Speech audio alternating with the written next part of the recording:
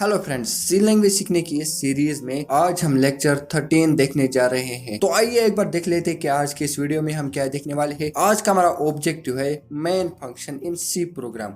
दोस्तों, जब भी हम एक प्रोग्राम बनाते हैं तो सबसे पहले हेडर फाइल्स के बाद हम मेन फंक्शन जरूर यूज करते हैं। ओके, तो अब ये मेन फंक्शन हम क्यों लिखते हैं, आज के इस वीडियो में हम यही सब देखने वाले हैं। मेन फंक्शन क्या है, सबसे पहले हमें ये मालूम होना चाहिए कि फंक्शन क्या है। ओके, और ये जानना हमारे लिए बेहद जरूरी है, तब जाकर मेन फंक्शन के बारे में हमें समझ में आ जाएगा। दोस्तों, होने को तो ये अलग टॉपिक है, लेकिन फिर भी यहाँ पर हम थोड़ा सा डिफाइन करने की कोशिश करेंगे कि फंक्शन क्या है। ओके, फंक्शन कुछ नहीं, एक पीस ऑफ कोड है। ओके, जो कि पर्टिकुलरली एक टास्क को परफॉर्म करता है और उसे हम फंक्शन कहते हैं। यानी कि एक ब्लॉक ऑफ कोड होता है जो कि खासकर एक ही टास्क को परफॉर्म करता है। सपोज हमने एडिशन का एक फंक्शन बनाया, ओके, तो वो एक फंक्शन हो गया। इसी तरह से हमने ऑड इवन के लिए कोई फंक्शन बनाया, कोई प्रोग्राम बनाया, ओके, तो वो एक अलग फंक्शन है, यानी कि ब्लॉक ऑफ कोड है। ओके, तो ये फंक्शन है। ओके, अब फंक्शन दो तरह के होते हैं, एक है प्री डिफाइंड फंक्शन, ओके, और सेकंड वन है यूजर डिफाइंड फंक्शन। अब ये प्री डिफाइंड फंक्शन क्या है? प्री डिफाइंड फंक्शंस वो फंक्शंस होते हैं जो कि पहले से ही बनाई गई है और कंपाइलर इन्हें अच्छी तरह से जानता है, क्योंकि ये पहले से ही बनाई गई। जब ही कंपाइलर बनाया गया है ना, तो ये प्री डिफाइंड फंक्शंस उसी टाइम बनाई गई है, क्योंकि हम इन फंक्शंस को यूज कर सके। अगर ये फंक्शंस नहीं होती तो हमें छोटी सी एक लाइन प्रिंट करने के लिए बहुत सारा कोड लिखना पड़ता। इसीलिए इन फंक्शंस का यूज हम करते हैं, ताकि जब भी एक प्रोग्रामर प्रोग्राम बनाए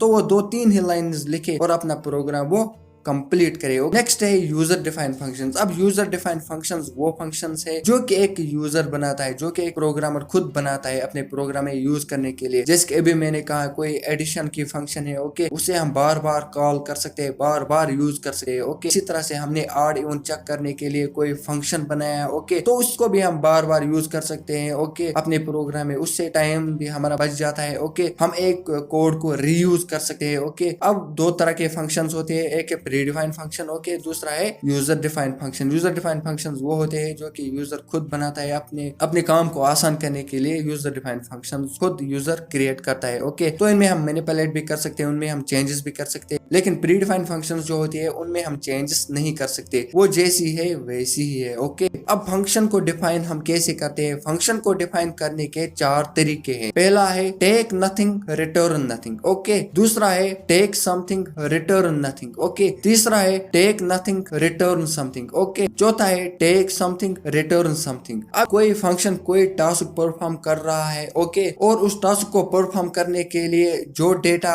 उसे चाहिए, ओके, वो डेटा अगर उसे सप्लाई हो रहा है, ओके, तो हम उसको टेक समथिंग कहते हैं। ओके, और अगर वो डेटा सप्लाई नहीं हो रहा है, ओके, तो हम उसे कहते हैं टेक नथिंग। ओके, तो आई होप ये चीजें आपको समझ में आ गया होगा। पहला है टेक नथिंग रिटर्न नथिंग, यानी फंक्शन कोई वैल्यू नहीं ले रहा है, ओके, यूजर से, और रिटर्न भी कुछ नहीं करता है। ओके, तो नेक्स्ट है टेक समथिंग रिटर्न नथिंग, यानी कि फंक्शन कुछ ले रहा है, ओके, यूजर से कुछ वैल्यू ले रहा है, ओके, और रिटर्न में कुछ नहीं करता है। ओके, अब तीसरा पॉइंट है टेक नथिंग रिटर्न समथिंग, यानी कि फंक्शन कुछ नहीं ले रहा है और रिटर्न कुछ कर रहा है। ओके, कुछ डेटा वो नहीं ले रहा है और रिटर्न कुछ डेटा कर रहा है। ओके, अब नेक्स्ट वन है और लास्ट वन है टेक समथिंग रिटर्न समथिंग, यानी फंक्शन कुछ डेटा ले भी रहा है, ओके, और रिटर्न भी कुछ कर रहा है। ओके, अब जहां से फंक्शन कॉल हुई है, फंक्शन अपना काम करने के बाद रिटर्न रिजल्ट को या तो कॉल करने वाले को रिटर्न करेगा, ओके, या तो नहीं करेगा। ओके, एक प्रोग्राम में एक से ज्यादा फंक्शंस होती है, लेकिन मेन फंक्शन सिर्फ एक ही होता है। इस चीज को अच्छे से समझ लीजिए। ओके, एक प्रोग्राम में एक से ज्यादा फंक्शंस हो सकती है, क्योंकि उसमें प्री डिफाइंड फंक्शंस भी होती है, यूजर डिफाइंड भी फंक्शंस होती है, लेकिन मेन फंक्शन हमेशा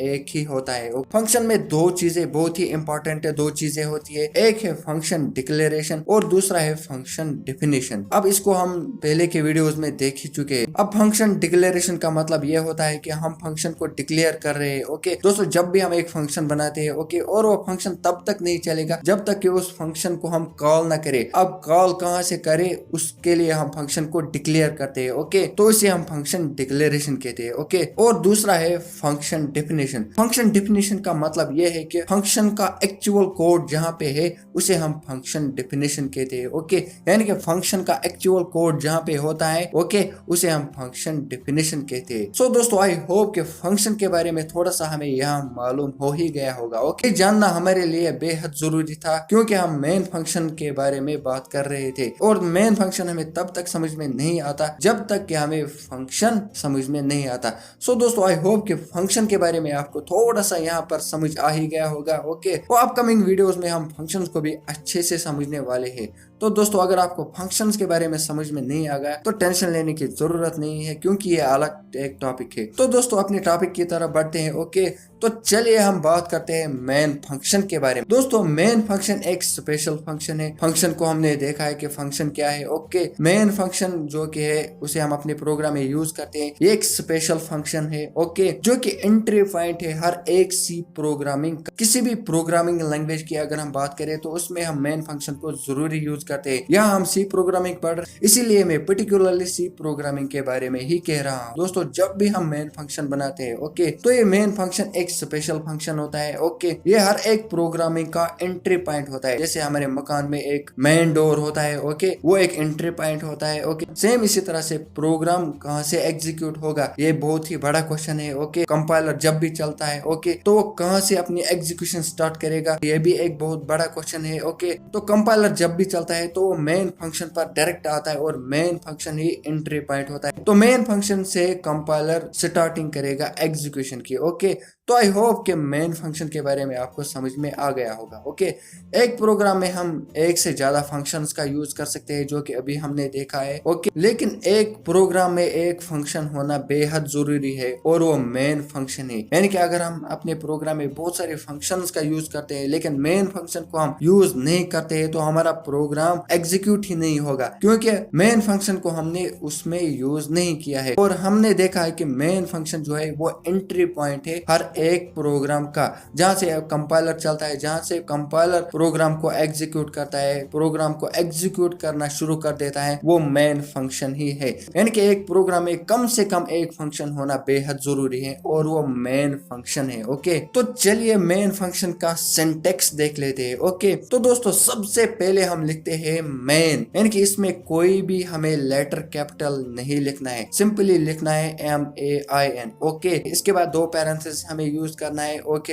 अब जो कुछ कोड हम लिखना चाहते हैं ओके, सपोज हमें एडिशन का प्रोग्राम बनाना है या कोई और प्रोग्राम बनाना है ओके, वो हम इन दो कर्ली ब्रेसेस के बीच में लिख सकते हैं, इसके बाहर नहीं लिख सकते क्योंकि ये एक फंक्शन है। ओके, ऊपर से नीचे तक दो कर्ली ब्रेसेस से जो भी कोड होगा वो एग्जीक्यूट हो जाएगा। ओके, मेन फंक्शन पर जब भी कंट्रोल आएगा तो वो सीक्वेंस वाइज हर एक स्टेटमेंट को एग्जीक्यूट करता चलेगा। ओके, और जो हम कोड लिखना चाहते हैं वो इन कर्ली ब्रेसेस के बीच में हम लिख सकते हैं। ओके, मेन फंक्शन हमेशा इंटीजर वैल्यू रिटर्न करता है और अगर मेन फंक्शन ने 0 रिटर्न वैल्यू किया है इसका मतलब यह है कि हमारा प्रोग्राम सक्सेसफुली कंपाइल हो चुका है, रन हो चुका है। ओके, और अगर मेन फंक्शन ने नॉन जीरो वैल्यू रिटर्न किया है तो इसका मतलब है कि हमारा प्रोग्राम एग्जीक्यूट नहीं हुआ है। ओके, अब जैसे ही एग्जीक्यूशन खत्म होती है तो कंट्रोल डायरेक्ट चला जाता है मेन फंक्शन के पास। और अगर हम चाहते हैं कि प्रोग्राम कुछ वैल्यू ना रिटर्न करे तो उसके लिए हम सबसे पहले मेन से पहले हम यूज करते हैं void, जो कि एक कीवर्ड है। इसका मतलब है कि फंक्शन ने कुछ भी वैल्यू रिटर्न नहीं किया है। यानी कि अगर आपने देखा होगा बहुत सारे प्रोग्रामों में सबसे पहले हम लिखते हैं void और उसके बाद हम मेन की बॉडी बनाते हैं। ओके, तो इसका मतलब यह है कि प्रोग्राम जो भी रिटर्न करेगा वो void होगा, यानी कि कुछ भी रिटर्न नहीं होगा। ओके, अब इस बात को अच्छे से समझने के लिए हम एक छोटा सा प्रोग्राम देख लेते हैं क्योंकि अगर हम चाहते हैं कि हमें अच्छे से समझ में आ जाए कि मेन फंक्शन क्या है, ओके, मेन फंक्शन काम कैसे करती है, ओके, एग्जीक्यूशन कैसे होती है, तो हमें ये प्रोग्राम देखना बेहद जरूरी है। इस प्रोग्राम के मदद से हम बहुत सारे छोटे छोटे कंसेप्ट क्लियर करने जा रहे हैं। ओके, सो दोस्तों आप देख सकते हैं कि लेफ्ट में आपको प्रोग्राम दिखाई दे रहा है ओके, और राइट में आपको दो चीजें दिखाई दे रहे हैं, एक है रैम ओके, और उसके नीचे में आपको दिखाई दे रहे हैं आउटपुट स्क्रीन। तो दोस्तों चलिए इनको देख लेते हैं। जब भी हम अपने प्रोग्राम को रन करते हैं तो सबसे पहले मेन जो कि फंक्शन है, जो कि प्रीडिफाइंड फंक्शन है, ओके, सबसे पहले मेन फंक्शन ही कॉल होता है, सबसे पहले मेन फंक्शन ही रैम में लोड होता है, जो कि एक स्पेशल फंक्शन है, ओके। और हमने देखा भी है कि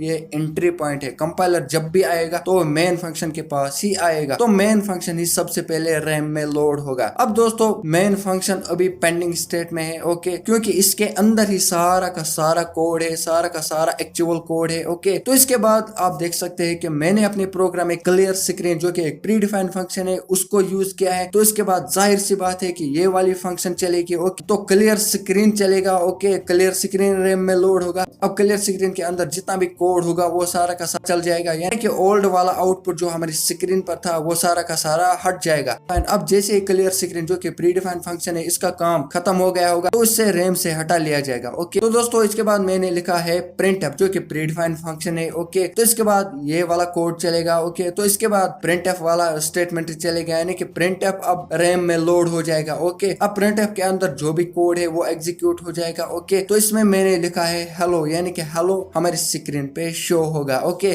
तो इसके बाद printf का काम खत्म हो जाएगा और उसको रैम से हटा लिया जाएगा, ओके। तो दोस्तों आप देख सकते हो कि इसके बाद मैंने फिर से एक printf लिखा है, ओके। अब सेम इसी तरह से नेक्स्ट printf चलेगा, ओके। इसको रैम में स्पेस मिलेगी, ओके। अब इसके अंदर जो भी कोड है वो सारा का सारा एग्जीक्यूट हो जाएगा, ओके। यानी कि वर्ल्ड हमने इस वाले printf स्टेटमेंट में लिखा है तो ये एग्जीक्यूट हो जाएगा। अब जैसे ही इस वाले printf का भी कोड एग्जीक्यूट हो जाएगा तो इसको भी रैम से हटा लिया जाएगा, ओके। तो इसके बाद जैसे ही कंपाइलर कर्ली ब्रेस को देखेगा तो वो समझ जाएगा कि ये एंडिंग है प्रोग्रामिंग के, मेन फंक्शन यहाँ से खत्म हो जाते हैं। तो कंट्रोल जाएगा फिर कहां से, मेन फंक्शन के पास, ओके। तो मेन फंक्शन के पास फिर कंट्रोल जाएगा, ओके। अब मेन फंक्शन जहां से कॉल हुई है वहां रिटर्न वैल्यू हो जाएगा, ऑपरेटिंग सिस्टम ने इसे कॉल किया है, ओके। सो दोस्तों आई होप कि मेन फंक्शन के बारे में आपको समझ में आ गया होगा कि मेन फंक्शन क्या है, ओके। मेन फंक्शन को कॉल कौन कर देता है, ओके। मेन फंक्शन के बगैर क्या प्रोग्राम चल सकता है या नहीं चल सकता है, ओके। और प्रोग्राम की एग्जीक्यूशन कहां से स्टार्ट हो रही है, ओके। सो दोस्तों आई होप कि ये वीडियो आपको अच्छी लगी होगी। अगर अच्छी लगी हो तो हमारे वीडियो को लाइक कीजिए, शेयर कीजिए। इस तरह के और वीडियोस अगर आप देखने में इंटरेस्टेड है तो हमारे चैनल को भी सब्सक्राइब कीजिए, साथ में बेल आइकन भी दबाइए ताकि जब भी हम कोई नया वीडियो बनाए उसकी नोटिफिकेशन आपको सबसे पहले मिले। Thanks for watching.